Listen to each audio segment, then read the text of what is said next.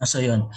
So the commonly used cross-sectional shapes are the W shape, S shape, and M shape. Then also we have the channels. Okay, so for low, yung hindi ganun kataas yung expected loads na kinakarry niya, sometimes they are using channel bars, yung mga C shapes.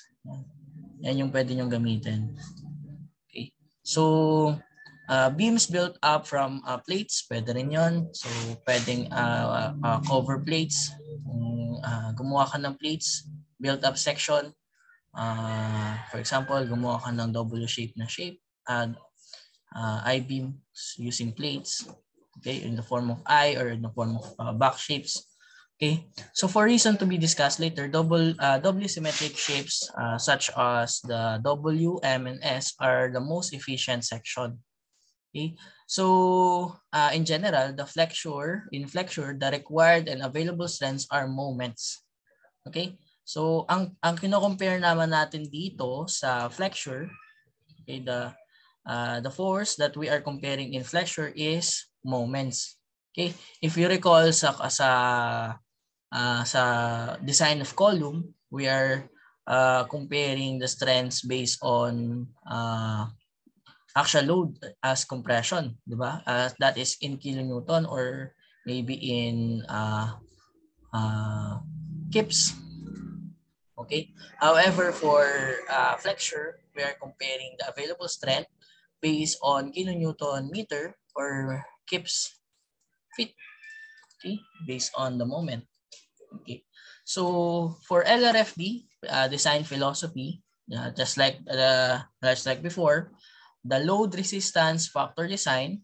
So the ultimate moment should be less than or equal to your phi sub B or the resistance factor multiplied by the nominal strength capacity of your nominal moment capacity of your beam. Whereas your phi sub B is equals to 0.9. However, for ASD, your MU, it should be MA. This one should be MA. Your MA is MN over phi sub B, omega sub B. Whereas your omega sub B is equals to 0.67. 1.67. So your omega sub B is 1.67. So just like yung discuss natin, the same what we are doing in LRFD and ASD design. In LRFD, we're multiplying the resistance to the nominal capacity, and in ASD, we are dividing the factor of safety to the nominal strength capacity. Okay. So the stress strain curve of a steel, okay, as you all know, that during your reinforced concrete design, the stress strain curve of a steel is given by this graph. So from 0 to 0.01 to 0.02, you have this linearly increasing stress strain curve, and this one. Okay, then we call it as yielding. Okay, yielding under siya on elastic theory. Meaning, kapag nag-deform siya, babalik lang siya ng kusa. Okay, hindi siya kunwari na-deform yung section mo, para siyang hindi siya elastic pa rin siya. Na-deform yung section mo, makakabalik pa rin siya doon sa original shape niya. Okay? However, for this portion, okay, from 0.1 to 0.03 in this one. So starting from here to here, we have this what we call hardening. Okay. So nagta-transition na from yielding to from elastic to non-linear or inelastic shape. So hindi na siya kapag na-deform siya, when your steel is deformed, hindi na siya babalik dun sa original state niya. Okay? Then this is what we call the inelastic state or the non-linear state. Okay? So in design, we are assuming that all our members are within the elastic, perfectly plastic state or the elastic state, this one. So ito lang yung ina-assume natin sa design. Okay? So initially, we will review the behavior in this range. This one, yung range of a yielding state or yung linear elastic state. Okay? So in structural engineering, the plastic moment, that's what we call MP, is a property of a structural section. It is defined as the moment at which the entire cross-section has reached its yield stress. Okay? So for example, you have this shape. Let's say this one. You have this shape. Okay, after applying a load, okay, this one, and the deform, you will see a point, whereas nung i-start yung yield point or yield stress. Okay, this one. So nag-start yung yielding at this fiber, or at example, this fiber, nag-start yung yielding. Okay, then applying additional load, yung this yield stress is maybe at this point, okay, at this point until applying additional load, okay, until such time that the whole cross section is in yielding. Okay, the whole cross section is in yielding or in yield stress.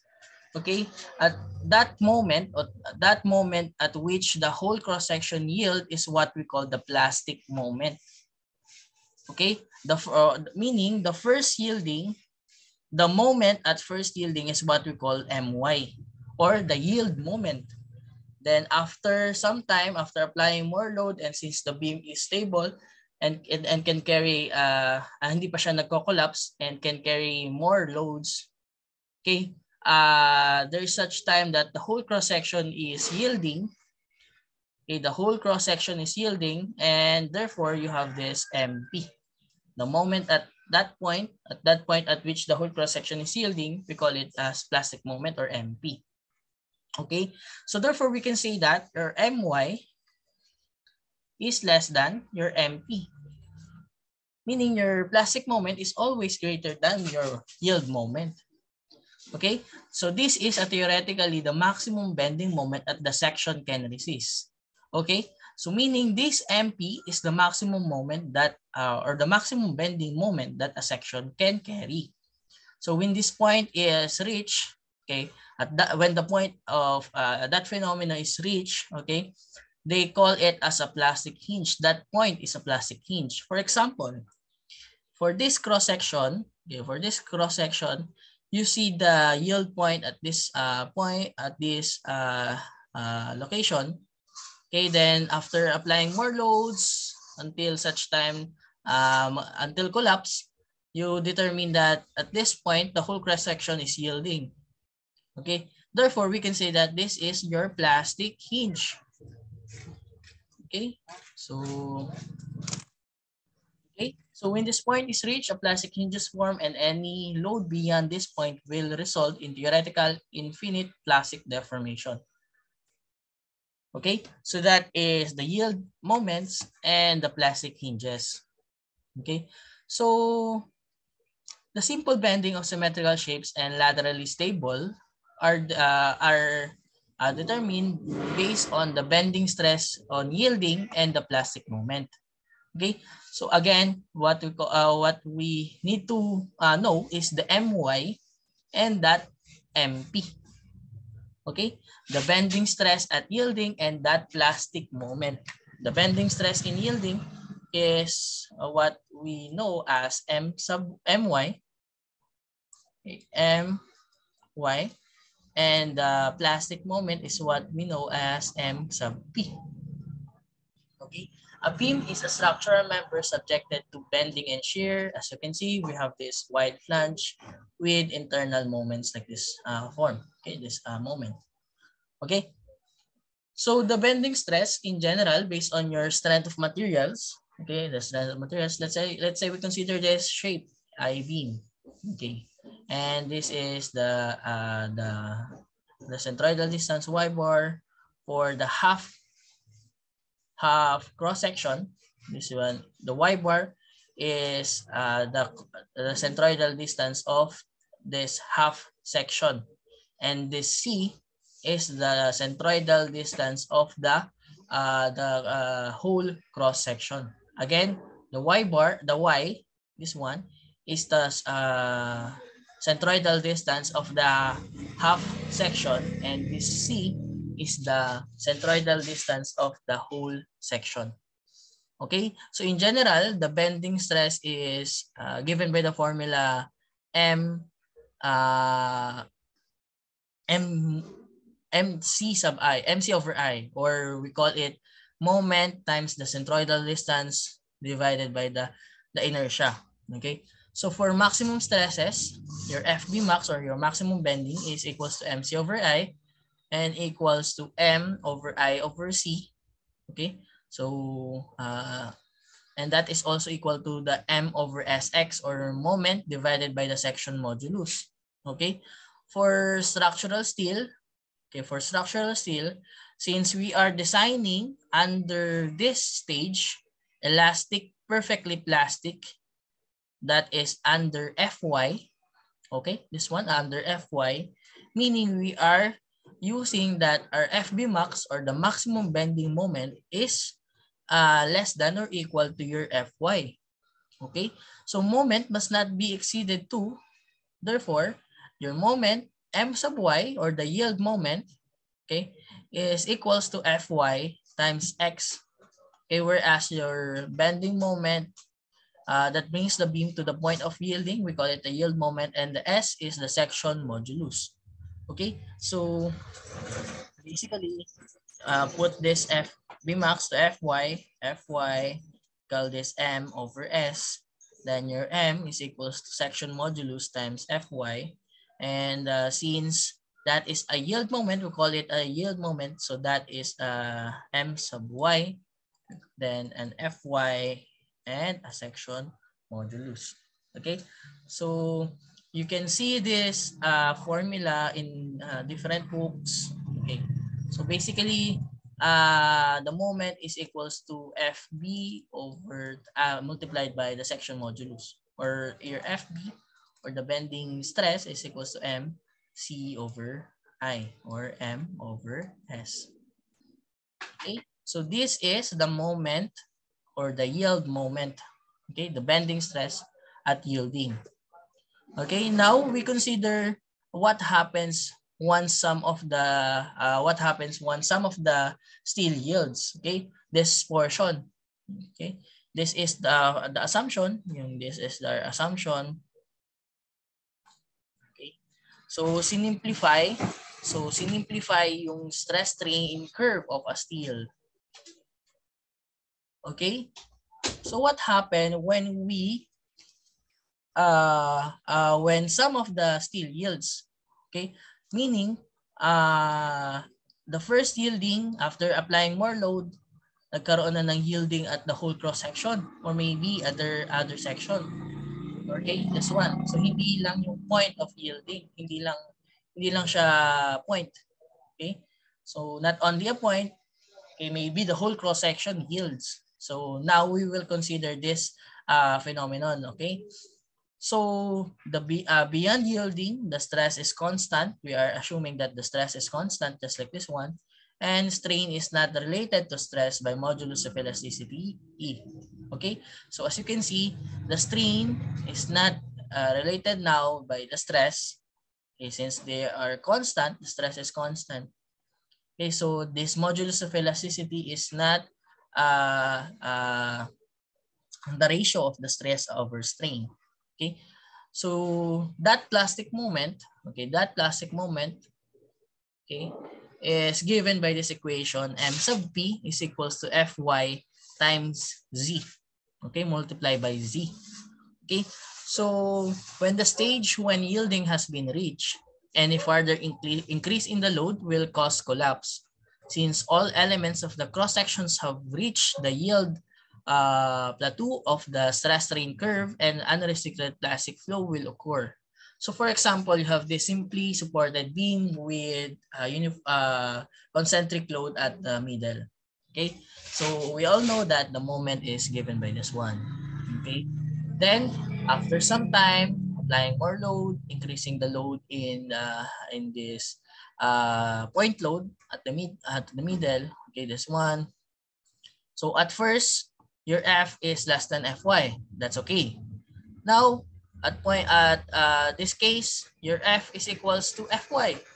Okay, right before Fy. Okay, so that's okay. It's still okay.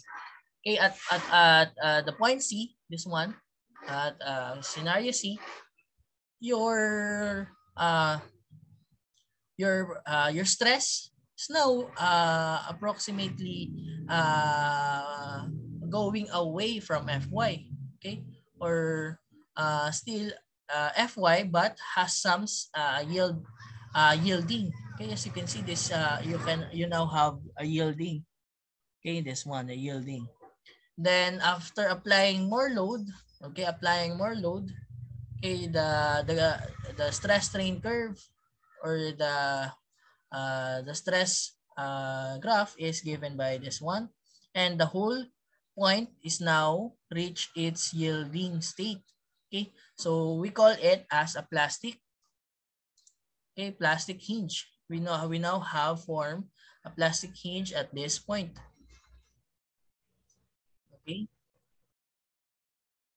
So plastic hinge is said to have formed at the center of the beam, and this hinge along with the actual hinges at the ends of the beam constitute an unstable mechanism. So if you have this plastic hinges, okay, so pwede mangyari sa beam nyo, you have this deformed shape. Okay, this one. Okay, so the plastic moment is the moment required to form the plastic hinge. Okay, so nakakakita na kayo ng ganitong scenario in, let's say you have a wooden plank. You have a wooden plank. Okay, you are crossing the bridge using a wooden plank. Okay, this one. Okay, so try to cross the bridge, then under load. Di ba mangyayari, magkakaroon ng magka-crack, magbe-bend muna siya ng ganito. Okay, after bending, may makikita kayong small starting ng yielding. Nakakita na kayo ng yielding dito sa portion na to. Then applying more load, okay, applying more load, nangyari, nag-start na siya nag-crack. Yan, nag-start na siya nag-crack. Naging na yung shape niya. Then after applying more load, nag-collapse na siya. Okay, nag-collapse na siya.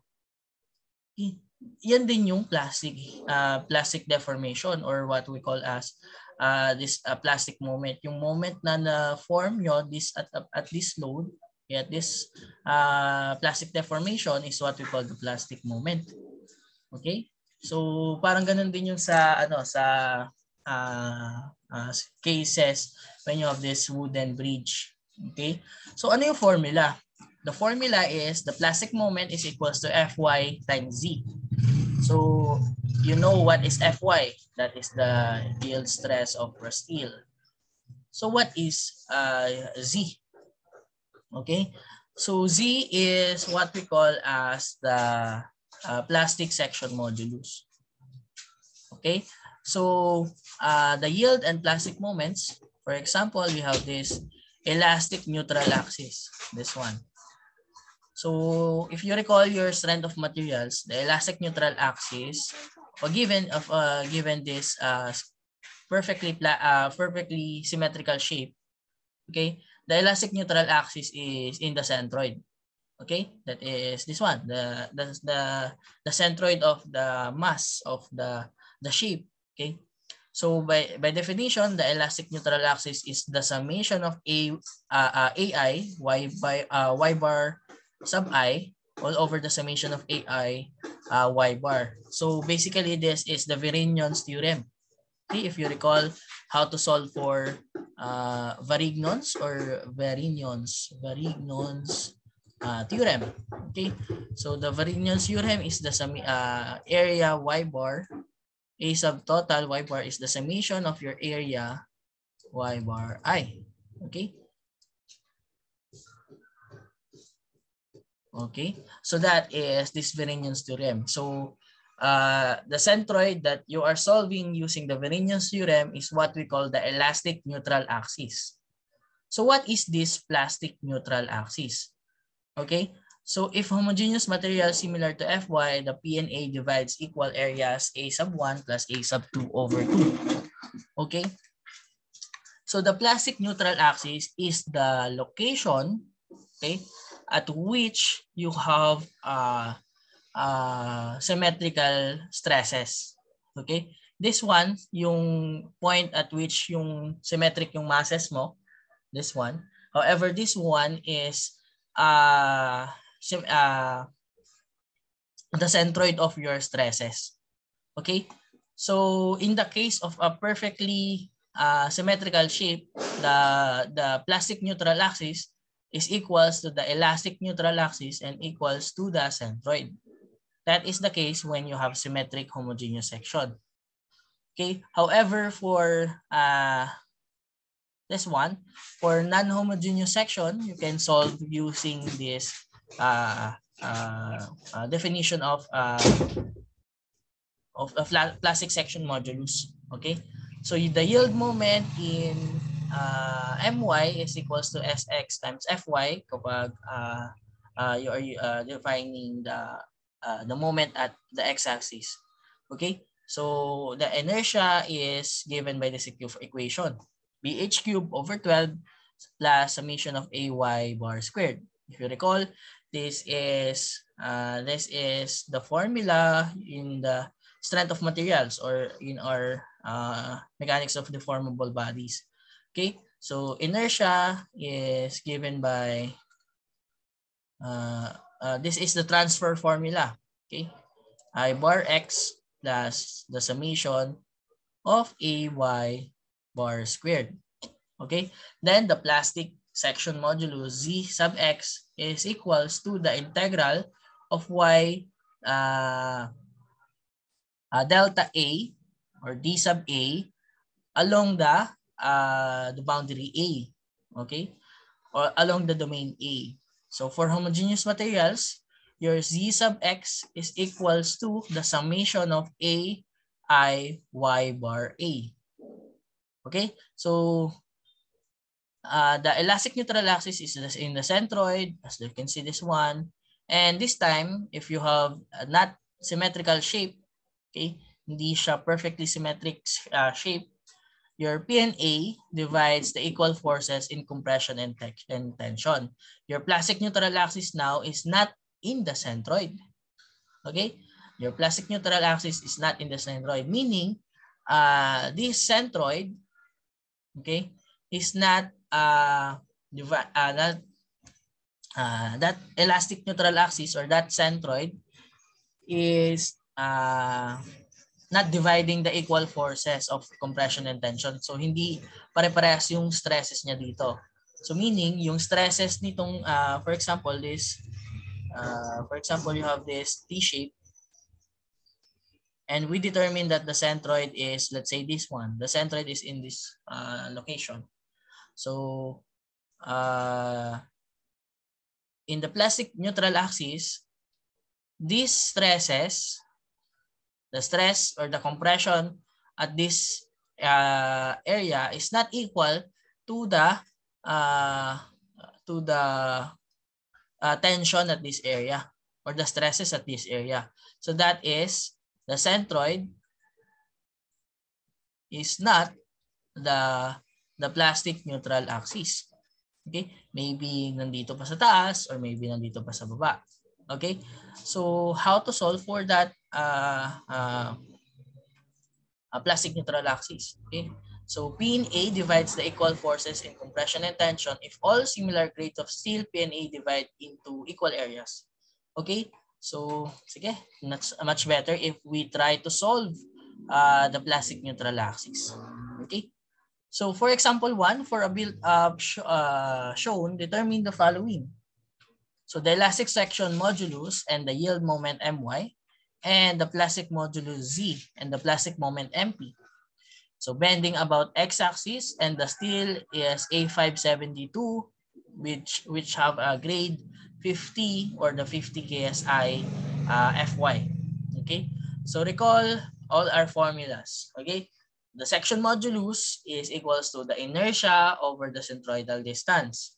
Then your My is equals to Fy times S. Okay? In the plastic moment, that is Fy times Z. Whereas your Z is the summation of A times D. Or meaning this one, the summation of A times Yi. Okay?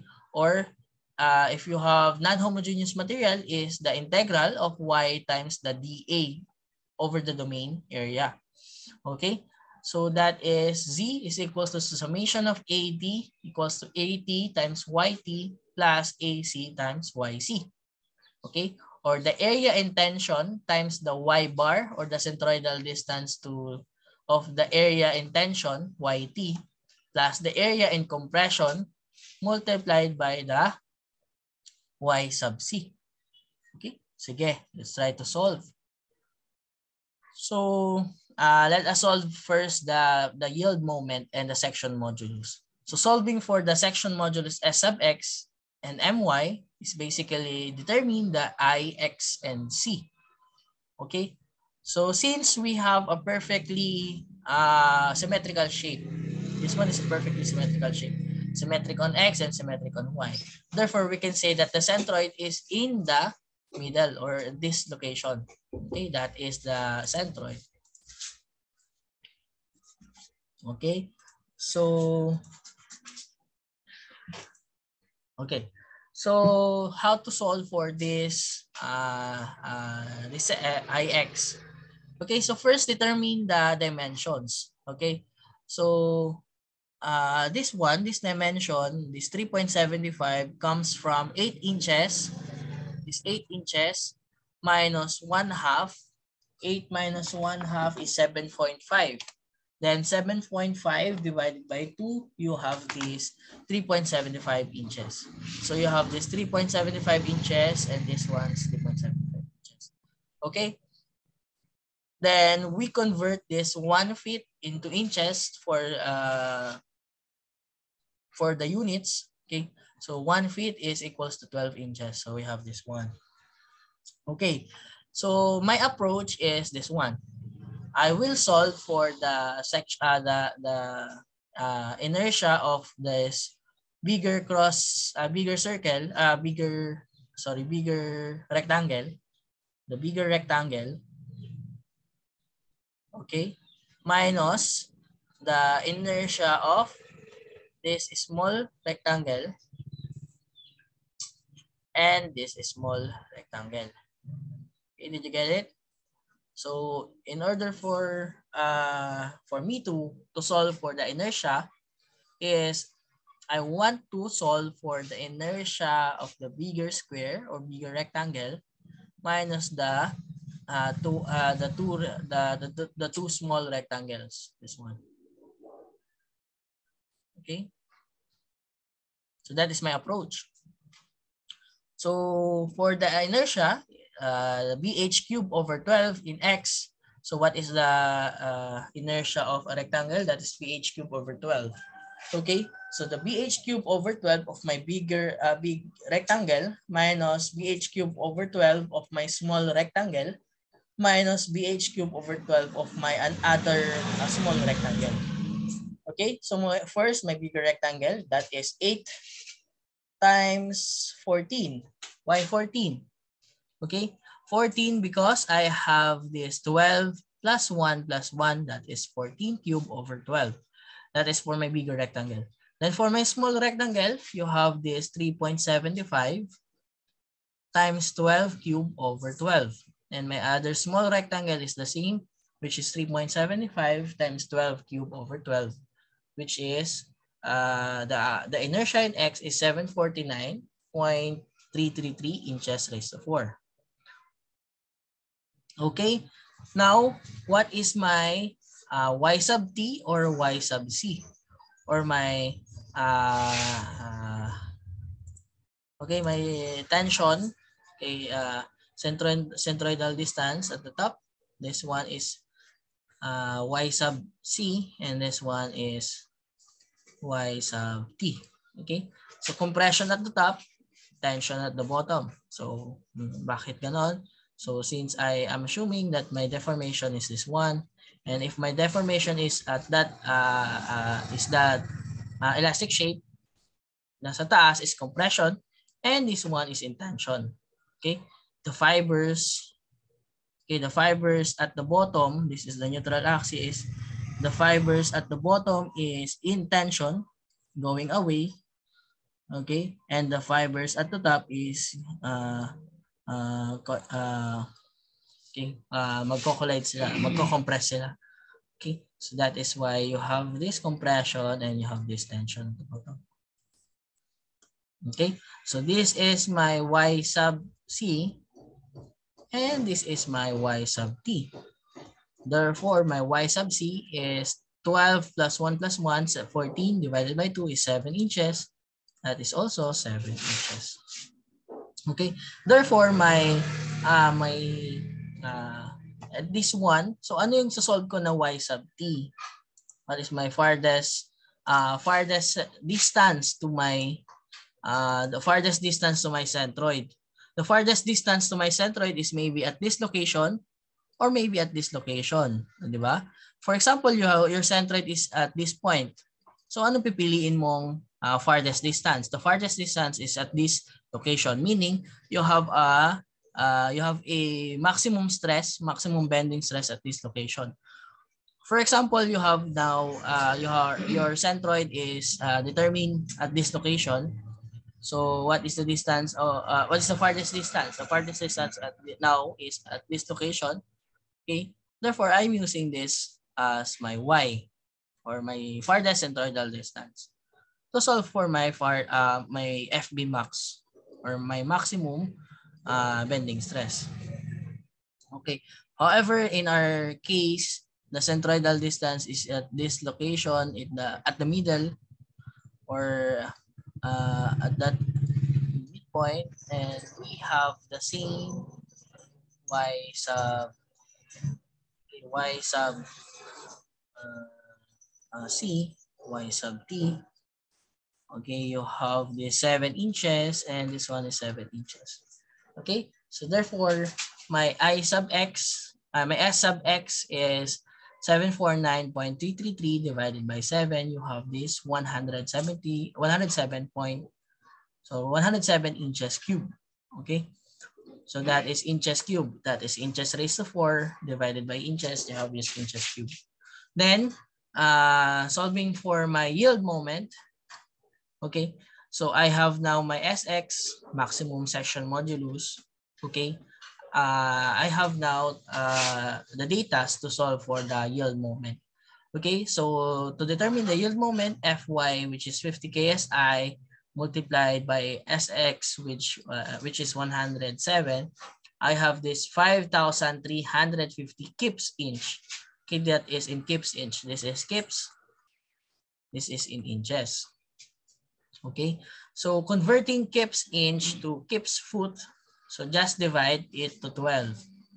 Okay, so kip inch divided by 12 is kips foot, because you have 12 inches per foot. Okay, so 5,350 kips inch, that is equivalent to 446 kips foot. Okay, so that is this one. Okay, now how to solve for the plastic moment and the plastic section modulus. Okay.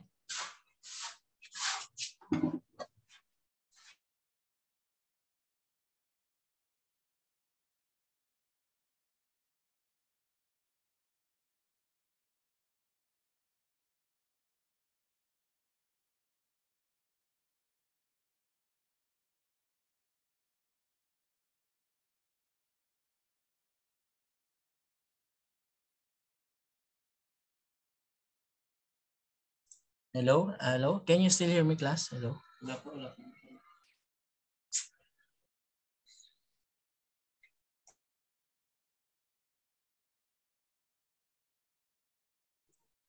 Hello, class. Naririnig niyo ba ako? Hello. Sorry. Hello. Hello. Okay. My audio now is okay. Okay na ba?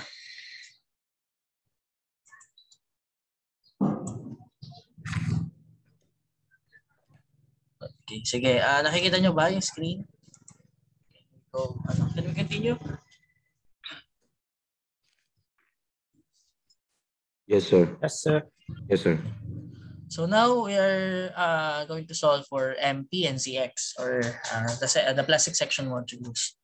Okay, so according to the formula of the plastic section modulus is just simply the summation of your AD. Okay, so ang gagawin lang dito is kunin mo yung half section. Just divide the whole cross section. Okay, divide the whole cross section into half. Okay, so this is the half of the cross section. Okay, so we have the half of the cross section, and then find the centroid of the half area. Okay, so okay, una is this one. Is 8 times. So first is find the half of the cross section. So half of the cross section. Okay, then take the centroid of the half area. Okay, so dividing the cross section, you have this centroid of the half area. Okay, and then I am going to solve for the centroid of the half area. I am dividing, my approach is to divide the half area into two parts. The green part, area, which is area 1, and the yellow area, which is the area 2.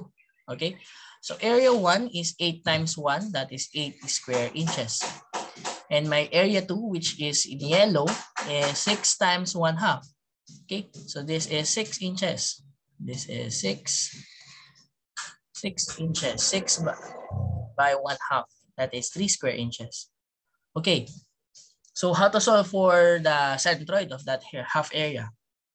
So using the Varinian's theorem, just take the summation of AD. Okay, summation of A y bar is equals to area total, okay, y bar. Okay, so kunin ko siya hanggang sa ilalim. Okay, hanggang dito, distance. So area 1 multiplied by 1/2 plus 6. So the centroid is here. Okay, so 6 plus 1/2. The centroid of that green area is 1/2. Okay, so kalahati ng 1 is 1/2. Kalahati ng 1 is 1/2. So 6 plus 1/2, that is 6.5. Therefore, the distance of the centroid up to that location is 6.5. Okay, and now the distance of my area 2 is 6/2.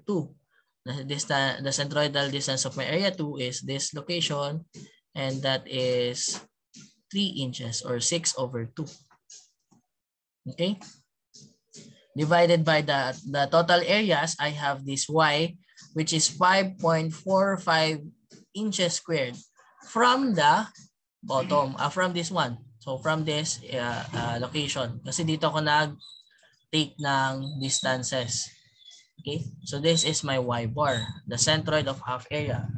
I think you all know how to solve for the centroid of any shapes. Okay, so that is 5.45 inches. It should be inches. Okay. Now solving for z is using 8 plus 3, or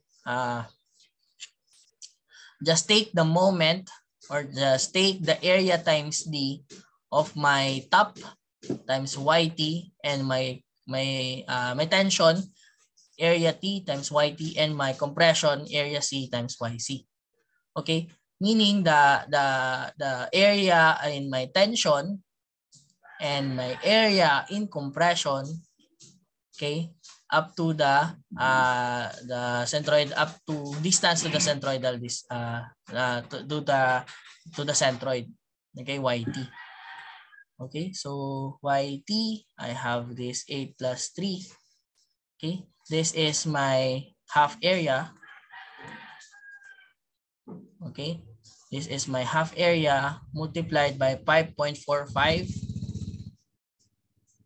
Okay, and my other half area, which is AC, or 8 plus 3, I have this 5.545 distance. Therefore, my Z sub X is 121.99 inches cubed. Okay. Then the plastic moment is taking the product of Fy and Zx, which is 50 times 121.99. You have the 6,099.5 kips inch. Divided by 12, you have this 508 kips foot. Okay, so that is this plastic moment. Okay, so just recall. Okay, recall how to solve for the area, the centroids. Recall how to solve for the inertias and section modulus, and recall how to solve for the plastic section modulus. Okay, so I think nadaanan nyo to in your strength of materials. Okay. So in summary of solving the plastic modulus is first find the find the location of elastic neutral axis or the centroid of the whole area. Okay. Next is determine the area in tension and area in compression. Okay? So sa case kasi natin, in our case, the half area is the area in tension and the half area is area in compression since our centroidal distance is in the middle. So anything above is the area in compression and anything below is area in tension. Okay, assuming you have this bending. Okay, so that is this one. This is in compression. This is in tension. So since now you determine the area in tension and the area in compression, so basically find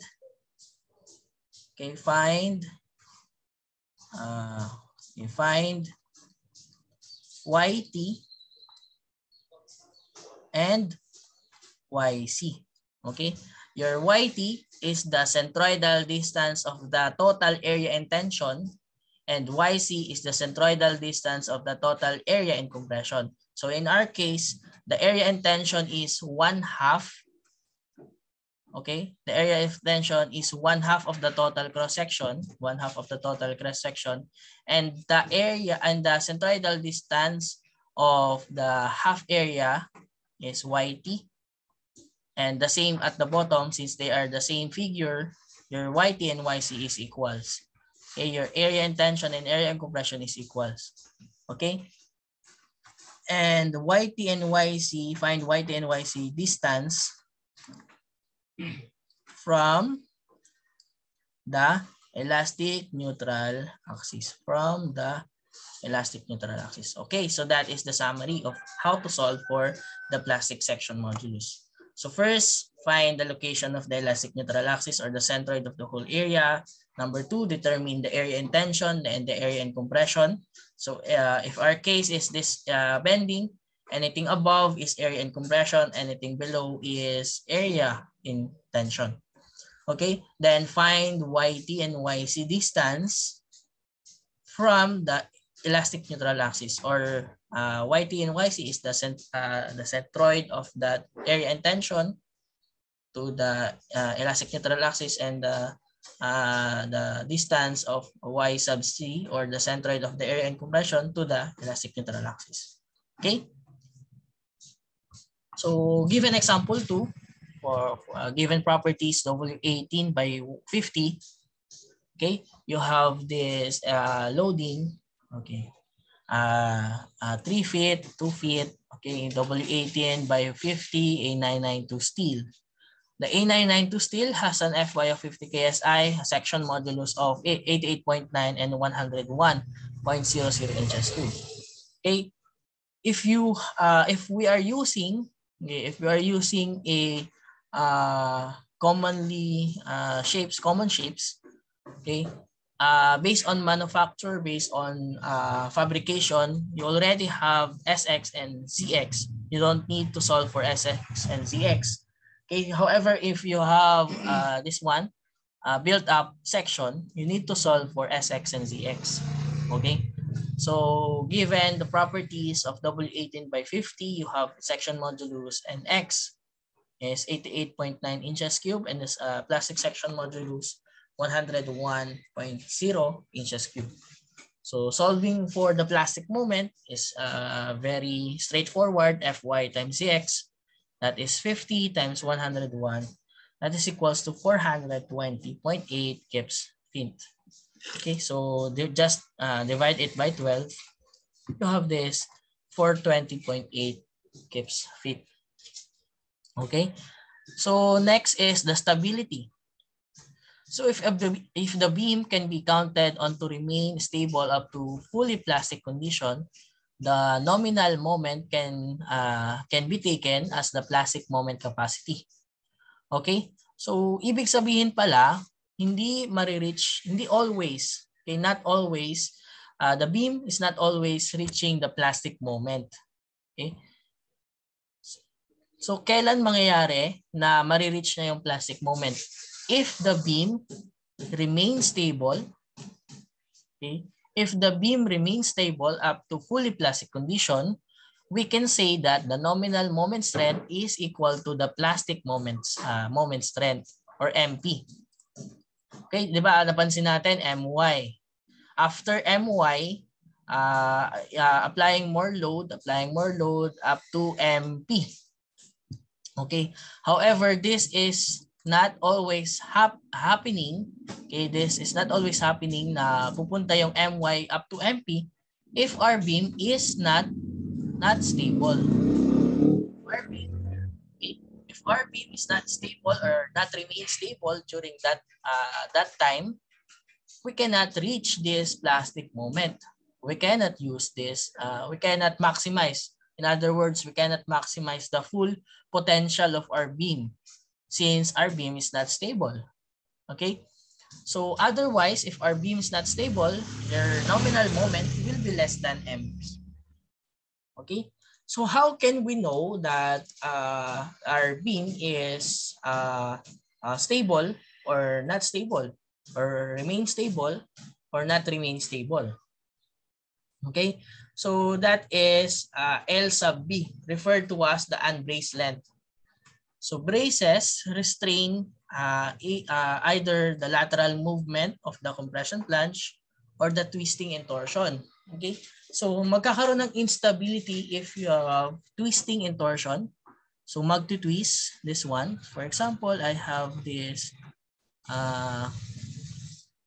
I-beam. Okay, I have this I-beam.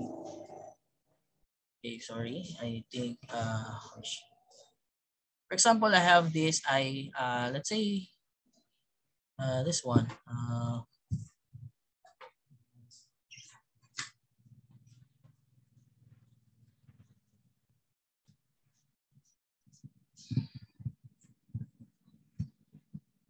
Okay, this one. Let's say I have this I-beam. There is a twisting action. Okay, if I apply a load here, there is a twisting action, okay, that will happen in the beam if that is not stable. Okay, there is also a lateral movement, okay, in a compression flange. In this flange area, there is a lateral movement if the beam is not stable. So meaning the braces are restraining the twisting and the lateral movement of our compression flange. Okay, so given, you can check this unstable beams in YouTube. Okay, lateral torsional buckling test. So let's try to figure out what is happening for unstable beams.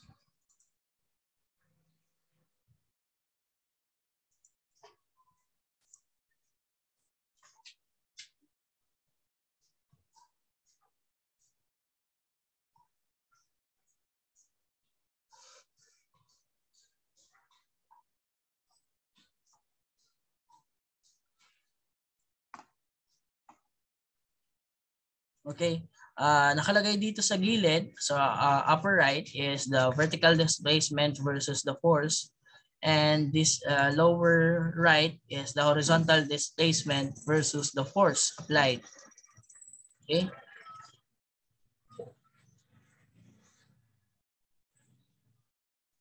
Okay. So the beam is now starting to buckles. Okay.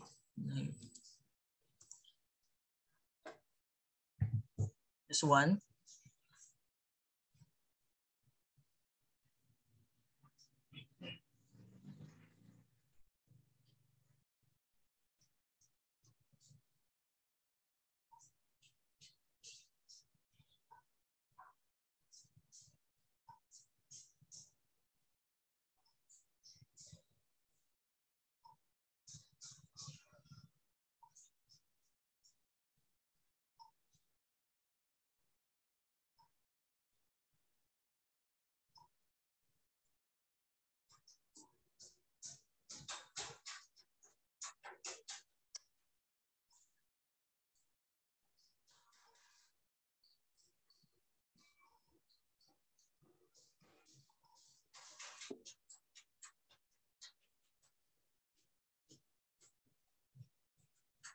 Okay.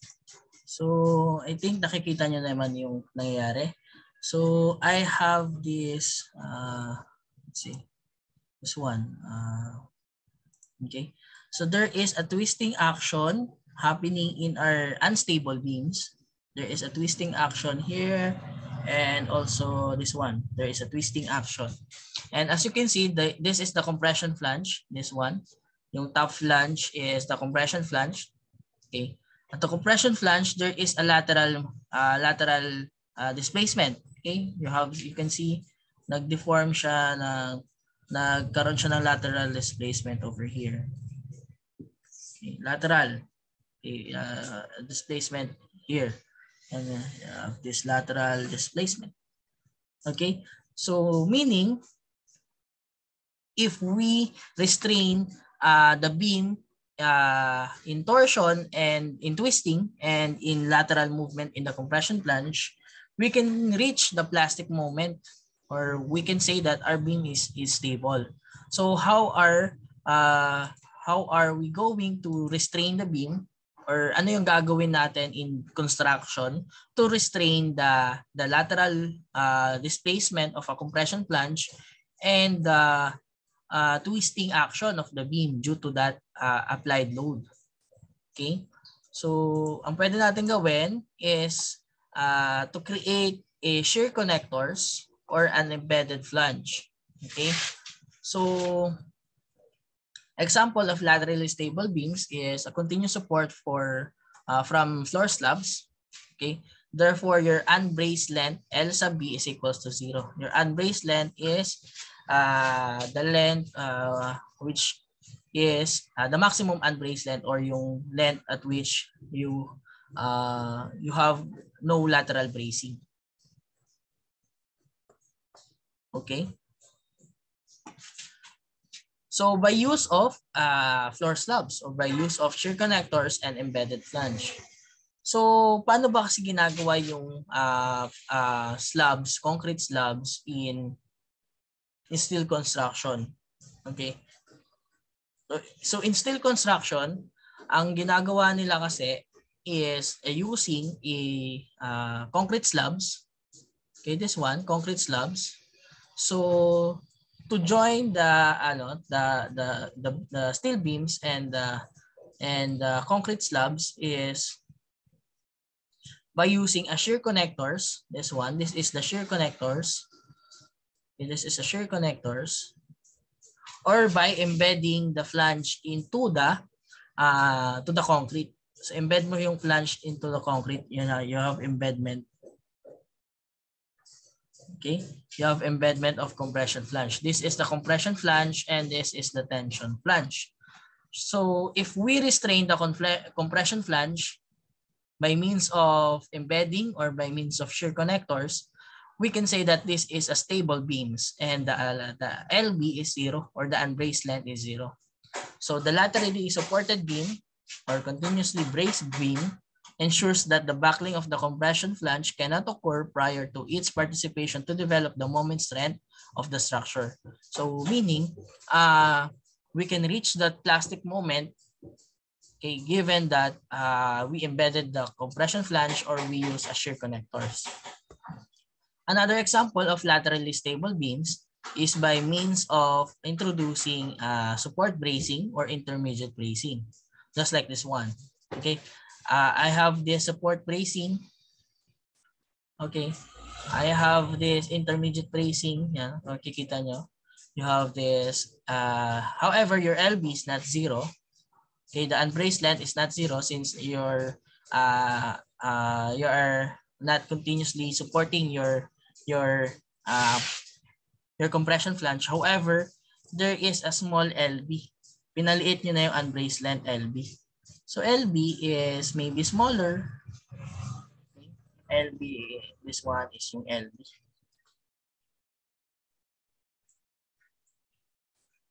Okay. So imagine if there is no lateral bracing, the unbraced length LB, if no lateral bracing, or your LB is equal to your L, the total length of your beam. Okay. Okay, for continuously brace using slabs, or shear connectors, using a shear connector, your LB is equals to 0. Okay, then this one is an example of discretely braced beams with cross frames or lateral bracing, just like this one. Okay, and you can watch also a video on unstable beams for lateral torsional buckling, this one. And you can also watch a video on local buckling given by this website, okay, in YouTube. Okay, the blue plates acts as a lateral support to the beam. Okay, this one. And you may think that the beam is directly braced, but later we will see that as long as a minimum criteria for the unbraced length is achieved, the beam can act as laterally supported beam. So notice how the top flanges buckles as load increases. Okay, so this local buckling, okay, so we can classify the beam to be stable if there is sufficient lateral bracing or a compact in shapes. Okay, so hindi lang pala lateral bracing yung nag-a-affect dun sa stable of the beam. So by means also of a compactness of a shape. Okay. So given the fact that the stable or the stability of a beam is not only due to lateral bracing and also due to the compactness of shape. Okay. So if you're recall in designing of compression members, if our members in compact in shape, there is no local buckling. Okay. There is no local buckling when we have a compact shape. So just like the case of compression members to a flexural members or a beams, they are the same. If you have a compact shape, there is no local buckling. And that local buckling is leads to instability of the beam. Okay. So how to solve for the classification of the shapes in beams? So just like what we did in compression members, we have the width to thickness ratio. We have this lambda sub P and lambda sub R. So yung lambda sub P is the upper limit for compact category, and lambda sub R is the upper limit for non-compact category. So if your lambda is less than lambda sub P, the flange is continuously connected to the web and the shape is compact. If your lambda sub P is less than lambda, and that is also less than or equal to lambda sub R, the shape is non-compact. And if your lambda is greater than lambda sub R, the shape is slender. Okay. So we have this table B4.1b given by the AISC of the width to thickness ratio of a compression elements member subjected to flexure. So we have this width to thickness ratio, this will be our lambda. Okay, B over T, B over T. Okay, this one. Depends on the given example. I have this drawing. So flanges and rolls, C channel, WT, this one, unsymmetrical shapes, okay, angles, okay, flange of all shapes, sections, and channels, and flexure about the minor axis, okay. So ayan. So this will be your lambda sub P, and this will be your lambda sub R.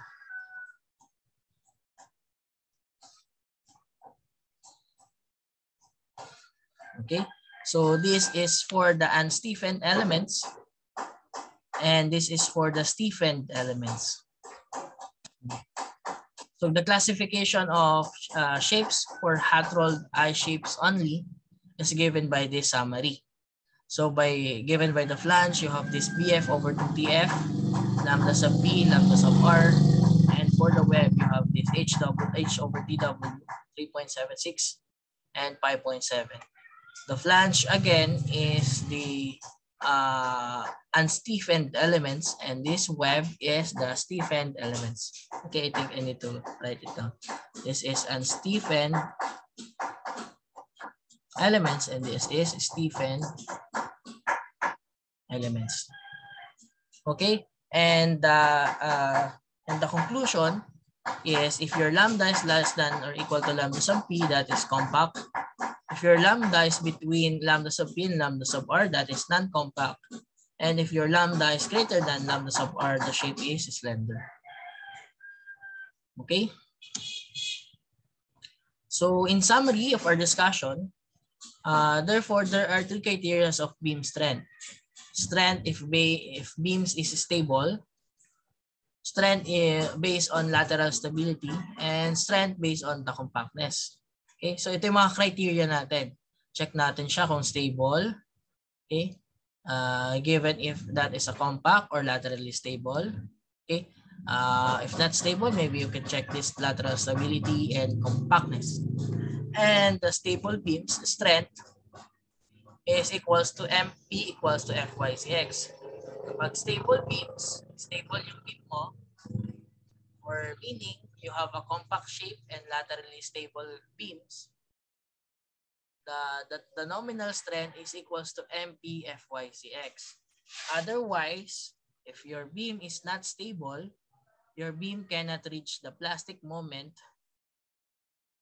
Okay, therefore your MN will be less than MP. Okay, and based on the design philosophy, the LRFD 0.9 and 1.67. That is the required and available strengths based on the moments of flexure of the beam. Okay, so phi sub B is equals to 0.9 and omega sub B is equals to 1.67. So do you have any questions, class?